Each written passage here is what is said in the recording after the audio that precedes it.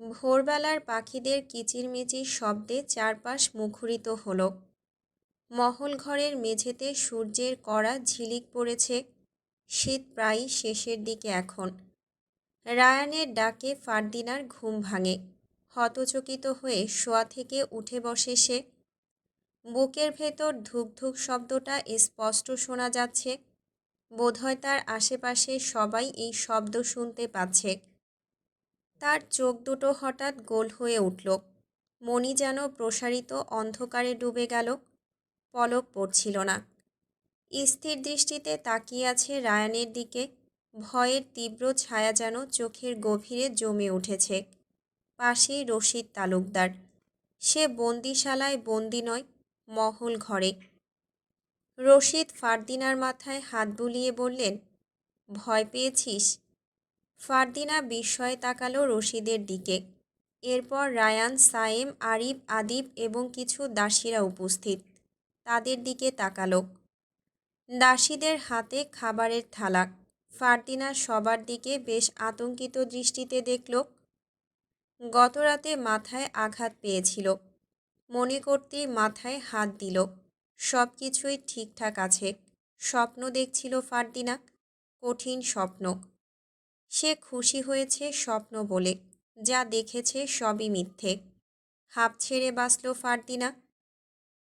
রশিদের প্রশ্নের জবাবে ফারদিনা বলল, খারাপ স্বপ্ন দেখেছিলাম, তাই ভয় পেয়েছি। তোকে নিয়ে গতকাল চিন্তায় ছিলাম। ঘরে না পেয়ে বাইরে খুঁজতে গিয়েছিলাম। এরপর জানতে পারি তুই মহল ঘরে। তোর শরীর ঠিক আছে? রায়ান বলল, আমি ঠিক আছি। আদিব ফারদিনার পাশে বসল। হাকিম কাজের জন্য দূরে গেছেন।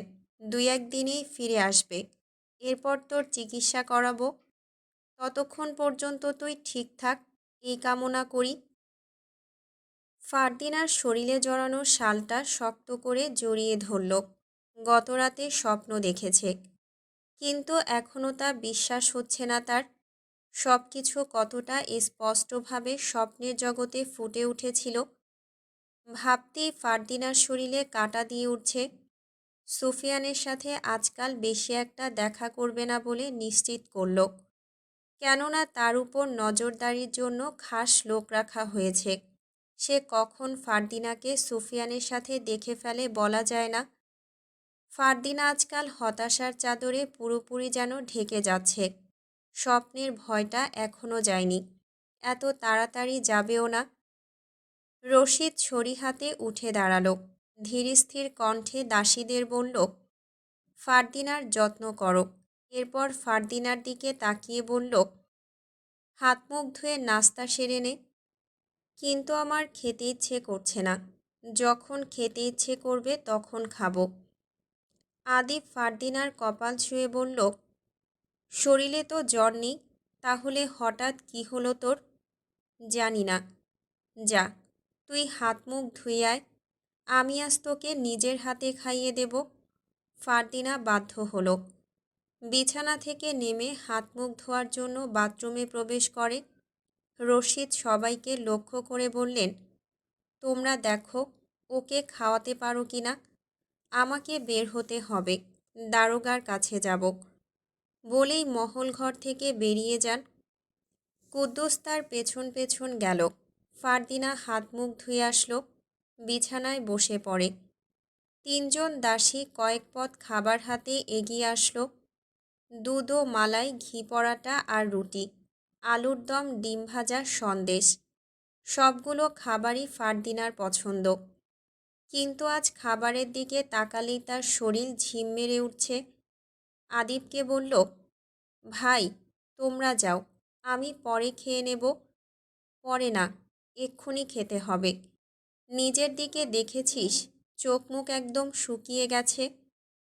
ফারদিনা বিরক্ত হলো। তখন উপস্থিত হলো জেবুন্নেসা। ফারদিনাকে আপ্যায়ন করে খাওয়ানো হচ্ছে, তা ওনার সহ্য হচ্ছে না। মুখ ভেঙচে মনে মনে বলল, যত সব আদিক্ষেতা। ফারদিনা একবার রায়ানের দিকে তাকালো। সে জানালা থেকে বাইরে দেখছে। সায়েম বসে বসে সিগার টানছে। আরিফ চেয়ারে বসে ফারদিনার দিকেই দেখছে। তাকে জোর করে খাওয়ানোর চেষ্টা করা হচ্ছে। বিষয়টি তার সাথে অস্বাভাবিক মনে হলো। খাবারে বিষ আছে বলে মনে করল। তার ভাইয়েরা সত্যিটা জেনে এখন না জানার অভিনয় করছে। সে প্রমাণ ছাড়াই নিশ্চিত হলো। একদিন এক অচেনা ব্যক্তি তার কাছে চিঠির মাধ্যমে বার্তা পাঠিয়েছিল। সে যার উপর সবচেয়ে বেশি ভরসা করছে সেই তার ক্ষতির কারণ হবে, তার জীবনের ইতি টানবে। আদিব খাবারের লোকমা তুলে ধরল। আদিবকে ফারদিনা ভরসা করে। সেই আজ খাবারের জন্য জোর করছে। নিশ্চয় এর পেছনে গভীর রহস্য লুকিয়ে আছে। আদিব বলল, কি ভাবছিস? হাঁ কর। ফারদিনা বলল, তোমরা খেয়েছ? না, তোকে খাইয়ে খাবো। তুমি আগে খাও, নয় আমি খাবো না। আদিব বিনা দ্বিধায় এক লোকমা খাবার নিজের মুখে তুলে নিল। এরপর ফারদিনার মুখে তুলে দিল। ফারদিনা আদিবের কণ্ঠনালীর দিকে তাকিয়ে আছে। খাবার চিবোচ্ছে, গিলছে না।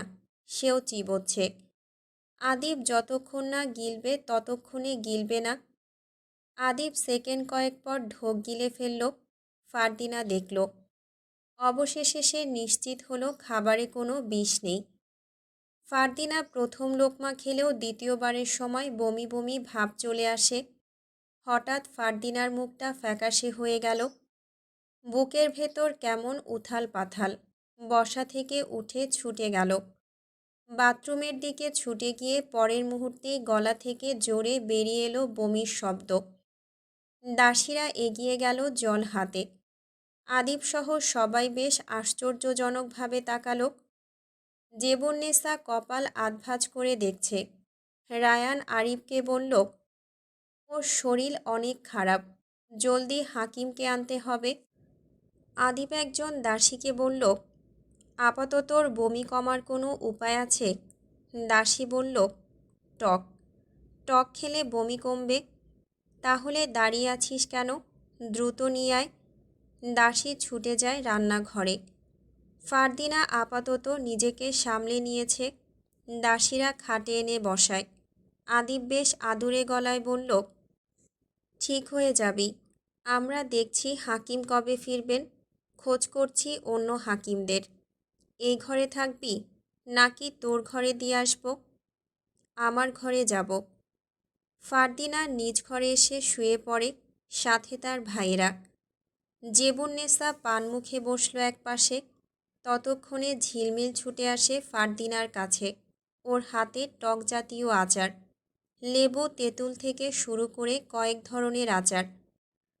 রান্নাঘরে রান্না করছিল ঝিলমিল। একজন দাসী তখন ফারদিনার কথা বললে আচার নিয়ে হাজির হয়। আদিব ঝিলমিলকে বলল, আমার বোনের যত্ন নে, ওকে টক খাওয়া, বমি করেছে।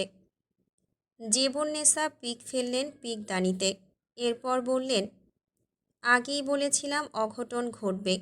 এখন দেখেছিস তো, কে জানে কোথা থেকে কার ফসল নিজের। বাকি কথা বলল না।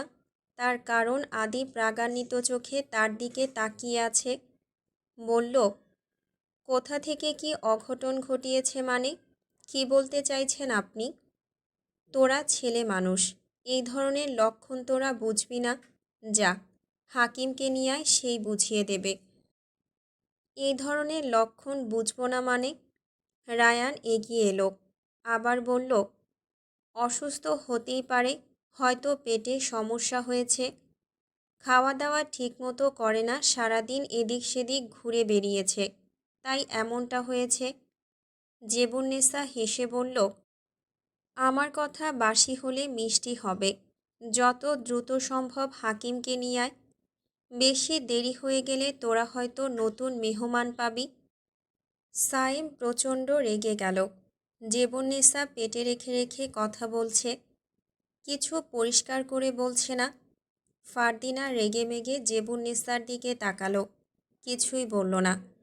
কিছু বললেই ঝগড়া বেঁধে যাবে। ফারদিনার এখন মোটেই ইচ্ছে করছে না ঝগড়া করতে। নিজেকে বড্ড ক্লান্ত লাগলো। ঝিলমিল ফারদিনার দিকে আচার এগিয়ে দিল। সে প্রথমেই কাগজি লেবুর একটা টুকরো হাতে তুলে নিল। লেবুর গন্ধ নাকে আসতেই ফারদিনার স্নায়ুতন্ত্র যেন শীতল হলো। লেবুতে আছে সাইট্রিক অ্যাসিড। এটি পেটে হজম রসের নিঃসরণ বাড়ায়, ফলে খাবার দ্রুত হজম হয় ও বমিভাব কমে। ফারদিনা বসে বসে কয়েক টুকরো খেল। রায়ান এবং আদিব অপেক্ষা করছে ফারদিনা কখন বলবে, এখন আমি ঠিক আছি। অপেক্ষা করতে না পেরে রায়ানই জিজ্ঞেস করল, এখন ঠিক আছিস? বমিভাব কমেছে? হুম। তোমরা যাও, আমি ঠিক আছি। আদিব ঝিলমিলকে লক্ষ্য করে বলল, ওর খেয়াল রাখিস। বলে যেতেই ফারদিনা বলল, ভাই, সারাদিন ঘরের মধ্যে বসে থাকলে শরীর আরও খারাপ লাগবে। একটু বাইরে বের হই। প্রকৃতির মাঝে বের হলে ভালো লাগবে। ফারদিনার কণ্ঠে অনুরোধ। রায়ান রাজি হলো না। সাইম রায়ানের দিকে তাকালো। আদিব বলল, আচ্ছা ঘুরে আয়। সাথে ঝিলমিলকে নিয়ে যা, তবে বাড়ির আশেপাশে অবধি সীমাবদ্ধ। এর থেকে দূরে যাবি না, ঠিক আছে? ফারদিনা মাথা কাত করে বোঝালো সে বুঝেছে। জেবুন্নেসা রাগে জ্বলে ঘর থেকে বেরিয়ে যায়। রায়ান, আদিব, সায়েম তারাও বেরিয়ে যায়। ঝিলমিল ফারদিনার ঘনিষ্ঠ হয়ে বসে বলল, তোর সত্যি কি হইছে বলবি তো? আমার সত্যি আজকাল খেতে ইচ্ছে করছে না, শরীর ভালো লাগছে না। এমন কিছু করিসনি তো যাতে তোর ক্ষতি হয়? ফারদিনার হঠাৎ করে ষষ্ঠ ইন্দ্রিয় যেন নিস্তেজ হয়ে গেল। মাথা উড়ে বলল, না। সকাল ৮টার দিকে ঘুম ভাঙে সুফিয়ানের। এখনও বিছানায় শুয়ে এপাশ ওপাশ করছে। সাধারণত কেউ এত দেরিতে ঘুম থেকে ওঠে না। কেউ দেখলে বলবে জমিদারের মতো ঘুমাচ্ছে কাজকর্ম ফেলে রেখে। কাজকর্ম আছে, ফসল তুলতে হবে। বদ্রু হাবলু লাল মিয়া সোলেমানকে যবে থেকে কাজে লাগিয়েছে তখন থেকেই সুফিয়ান যেন একটু বিশ্রাম নেওয়ার সুযোগ পেয়েছে। আজ ওদের পারিশ্রমিক দেওয়ার দিন। পারিশ্রমিক পেয়ে নিশ্চয়ই ওরা খুশি হবে। কাজের পর যখনই শ্রমিক কৃষক পারিশ্রমিক পায় তখনই ওদের ঘাম ঝরার কষ্ট ভুলে যায় ওরা। সুফিয়ান উঠছে না। গতকাল প্রায় সারা রাত জেগেই ছিল। ফারদিনা চলে যাওয়ার পর রাঙার কাছে বেশ অনেকক্ষণ বসেছিল। ঠান্ডায় হাত পা অবশ হয়ে গিয়েছিল। রক্ত চলাচল প্রায়ই বন্ধ হওয়ার উপক্রম হয়েছিল। এরপর ঘরে ঢুকে বিছানায় শুয়ে শুয়ে বেশ কিছুক্ষণ বই পড়ছিল, কিন্তু বইয়ে মন বসছিল না। ফারদিনার কথা বারবার মনে পড়ছিল। তার কথা ভাবতে ভাবতে ঘুমিয়ে যায়। ঘুমের ঘোরে মিষ্টি একটা স্বপ্ন দেখেছিল। এখন মনে পড়ছে না স্বপ্নের কথা। হঠাৎ করে হয়তো মনে পড়বে। সুফিয়ান হামি তুলে উঠে বসল। আলসে ভাঙতে ভাঙতে সোলেমানের কণ্ঠ ভেসে আসে, ভাই, এখনও ঘুমান নাকি? সুফিয়ান চাদরটা পেঁচিয়ে ঘর থেকে বাইরে আসে। সোলেমান হাতে একটা শৌচ বাক্স নিয়ে দাঁড়িয়ে আছে। ওর বাকি তিনজন সঙ্গী বলেছে আজই যেন সুফিয়ানকেও শেষ করে ফেলে, নয়তো ওকে ওরা শেষ করবে। সুফিয়ান ওর হাতে শৌচ বাক্স দেখে বলল, সকাল সকাল এসব দিয়ে কি করবি? সোলেমান কাঁপা কাঁপা গলায় বলল, আপনার দাড়ি গোঁফ বড় হয়েছে, ঠিক করা দরকার। গতকাল বলেছেন আজ করবেন, তাই। বলে একবার ঢোক গিলল। সুফিয়ান দুই চোখের ভ্রু কুঁচকে সোলেমানকে পর্যবেক্ষণ করল। এরপর বলল, আমার দাড়ি গোঁফ ঠিকই আছে, তারপরও যখন তোর শৌচ করার ইচ্ছা তো কর, আয়। সুফিয়ান ঘরের ভেতরে গেল। সোলেমান বারান্দায় বসে। সুফিয়ান দাঁত মেজে নিল। কলসি থেকে জল ঢেলে ঘরের পেছনে গিয়ে মুখ ধুয়ে ফেলল। গামছা দিয়ে মুখ মুছে ফেলল। চোখ দুটো লাল টকটকে। রাতে দেরি করে ঘুমানোর ফলে চোখ মুখ ফুলে গেছে, কিন্তু এর পরেও যেন তার সৌন্দর্য বৃদ্ধি পেল। সুফিয়ান ঘর থেকে একটা চেয়ার এনে বারান্দায় বসল। চেয়ারের হাতলে দুই হাতের ভর দিয়ে সাহেবের মতো বসল। সোলেমান বলল, এভাবে বসবেন না। ব্রিটিশরা এভাবে বসে? আমাদের দেশ তো পুরোপুরি ব্রিটিশদের আয়ত্তেই। তাহলে তাদের ঘৃণা করছিস কেন? আপনার মুখে এ কথা মানায় না। তাদের থেকে সবাই মুক্তি পেতে চায়। ঠিকই বলেছিস। আমার দাদাও তাদের ঘৃণা করত। মাটিতে একটা পিঁড়ি রাখা, সুফিয়ান সেটার উপর বসল। সোলেমান তাদের সামনে বসে। সোলেমান প্রথমেই খুর বের করল, সুফিয়ানের গলার কাছে নিল। সোলেমানের হাত কাঁপছে। সুফিয়ান বলল, আগে সাবান দিতে হয় ভুলে গেছিস? সোলেমান ক্ষীণ চোখে সুফিয়ানের চোখের দিকে তাকালো। সুফিয়ান বড্ড চালাক চতুর ছেলে বলে সে মেনে নিল। বলল, ভুলে গিয়েছিলাম। বাক্স থেকে সাবান বের করে ফেনা তৈরি করল। এরপর পুনরায় হাতে খুর তুলে নিল, ধারালো খুর। বদ্র, হাবলু, লাল মিয়া দূর থেকে তাদের উপর অনুসরণ করছে। কখন সুফিয়ানের গলাটা কেটে ফেলবে সোলেমান। সোলেমান ধীরে ধীরে সুফিয়ানের দাড়ি কাটছে। কাটা প্রায় শেষ পর্যায়ে। সোলেমানের হাত কাঁপছে। ঘুরে একবার বদ্রু ওদের দিকে তাকালো। ওরা ইশারায় বোঝালো, গলাটা জলদি কেটে ফেল। সোলেমান চোখ সরিয়ে নেয়। ওর কাপা হাতটা সুফিয়ান ধরে ফেলল ধাপ করে। বলল, এভাবে হাত কাঁপলে তো আমার গলা কেটে যাবে। দুঃখিত, সোলেমান বলল ভেজা কণ্ঠে। বাদবাকিটুকু কাটার জন্য সোলেমান হাত বাড়াতেই সুফিয়ানের মুখটির দিকে তাকালো। কতটা মায়াভরা চেহারা তার, তেমনি অন্যদের প্রতি মায়াশীল সুফিয়ান। ওদের ভালো কাজের পথ দেখিয়েছে, আর ওরা তাকে শেষ করে দেওয়ার পরিকল্পনা করছে। অনুতপ্ত হলো সোলেমান। সোলেমান মাটিতে লুটিয়ে বসে পড়ে, খুঁটটা ফেলে দেয়। হুহু শব্দে কান্না শুরু করল। সুফিয়ান ওর কান্না দেখছে। গভীর নিঃশ্বাস ফেলে ঠোঁট বাঁকিয়ে হেসে নীরব কণ্ঠে বলল, তোরা গত 2 দিন ধরে আমাকে মারতে চাইছিস। আমি আগেই টের পেয়েছি, বুঝতে পেরেছি, নিশ্চিত ছিলাম। দেখছিলাম তোরা কিভাবে আমাকে মারার জন্য পথ তৈরি করিস। মৃত্যু আমার কতটা কাছে ছিল দেখ। খুর দিয়ে আমার গলাটা কেটে দিলেই হয়তো আমি মরে যেতাম। তাহলে মানলি না কেন? সোলেমান বিনয়ের সাথে বলল, আমাদের ক্ষমা করুন, আমরা বুঝতে পারি নাই। ভালো পথের এত মূল্য বুঝি নাই। মাফ করে দেন। এরপর থেকে আর কোনো দিন এরকমটা হবে না। সুফিয়ান একরাশ বেদনার আভা নিয়ে বলল, আমার কপালটাই এমন। জানিস তো, যাকে বিশ্বাস করি সেই আমার বিশ্বাস ভেঙে চুরমার করে দিয়ে যায়। যার ভালো চাই সেই আমার ক্ষতি করার জন্য উঠে পড়ে লাগে। সোলেমান 2 চোখ মুছে বলল, আমি আর কোনো দিন চুরি ডাকাতি করব না, কথা দিলাম। যে একবার বিশ্বাস ভাঙে তাকে কি দ্বিতীয়বার বিশ্বাস করা যায়? করেই দেখুন, আর কোনো দিন আপনার নির্দেশের বাইরে যাব না। সুফিয়ান অভিব্যক্তি পাল্টে বলল, দাড়ি বাকিটা কেটে দে, সম্পূর্ণ করিসনি তো, ভালো দেখাবে না। সোলেমান অশ্রুসিক্ত নয়নে হেসে বলল, তার মানে বিশ্বাস করছেন আমায়? বলেই খুশি মনে শৌচ কাজটা সেরে ফেলে। দূর থেকে দৃশ্যটা দেখল বদ্রু, হাবলু, লাল মিয়া। ওরা একে অপরের সাথে কর্থ বিনিময় করল।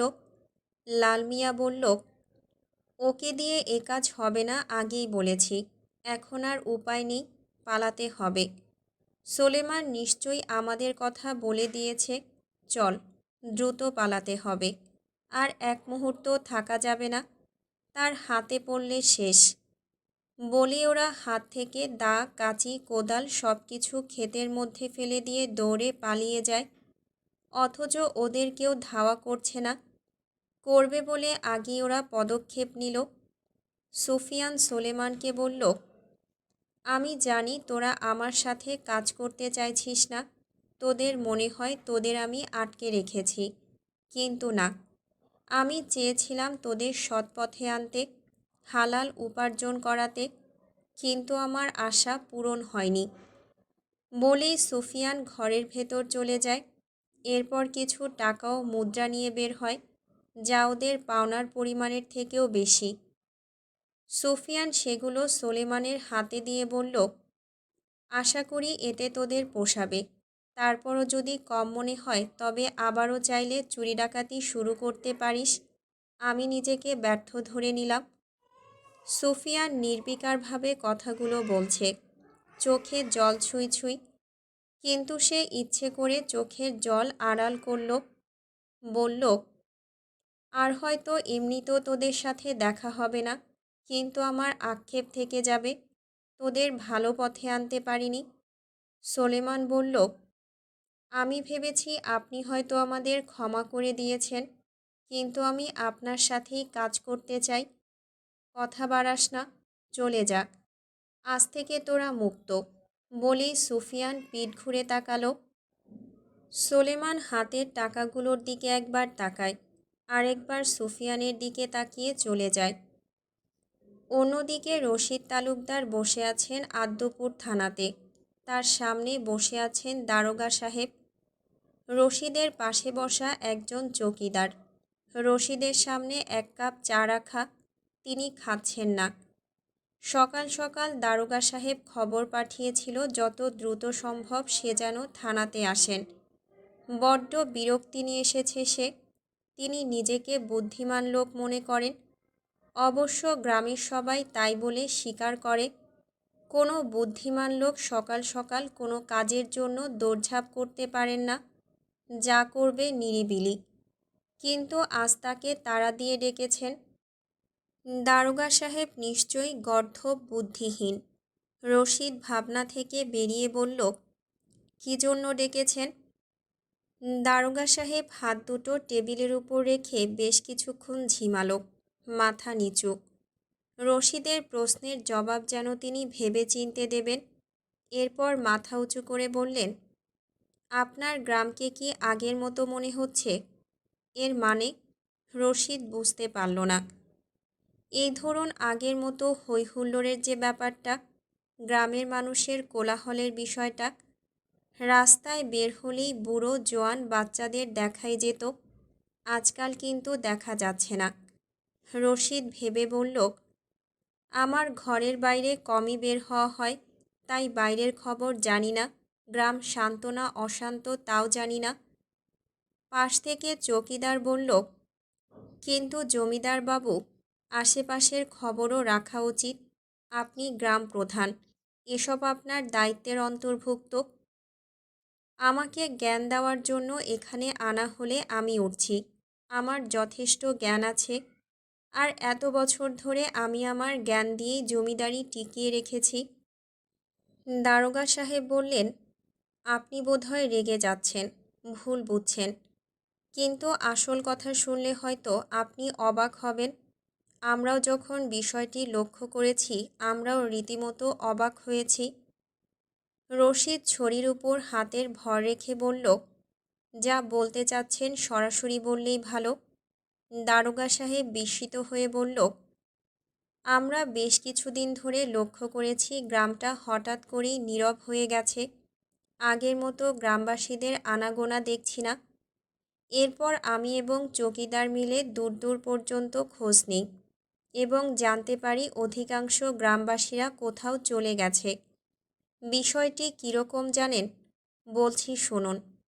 গ্রামের শেষ সীমান্ত থেকে শুরু করে ধীরে ধীরে আমাদের দিকেই অদৃশ্যভাবে কেউ তেড়ে আসছে, আর সে গ্রামকে ধীরে ধীরে মানবশূন্য করে ফেলছে। রশিদ আতঙ্ক প্রকাশ করল। এরপর আবার চুপচাপ বসে রইল। চৌকিদার বলল, মানবশূন্য হওয়ার বিষয়টি আমার কাছে অদ্ভুত লাগছে। এরপর না জানি আমাদেরও শূন্য করে ফেলে। মনে হচ্ছে ঝড় আমাদের দিকেই আসছে, আমরাই শেষ লক্ষ্য। দারোগা সাহেব চেয়ার ছেড়ে উঠে দাঁড়ালো। এরপর পায়চারি করতে করতে বলল, আনন্দে ভরা গ্রাম হঠাৎ করেই সর্বশান্ত হয়ে যাচ্ছে। আমার সংবিধানের জ্ঞান দিয়ে বলতে পারি, কেউ ইচ্ছে করে আমাদের গ্রামকে গ্রামশূন্য করতে চাইছে, আর সে প্রায় সফল। তবে এ কাজ যেই করুক সে সাধারণ কেউ নয়, তার পেছনে নিশ্চয়ই ক্ষমতাবান কেউ আছে। রশিদ হঠাৎ করে কাশি দিয়ে উঠল। হাত থেকে ছড়িটা পড়ে গেল। দারোগা সাহেব একজন চাকরকে ডেকে জল চাইল। জল নিয়ে আসলে রশিদ ঠান্ডা জলটুকু পুরোপুরি খেয়ে ফেললেন। তার কপালে ঘাম দেখা গেল। চকিদার বলল, আপনি ঘামছেন কেন?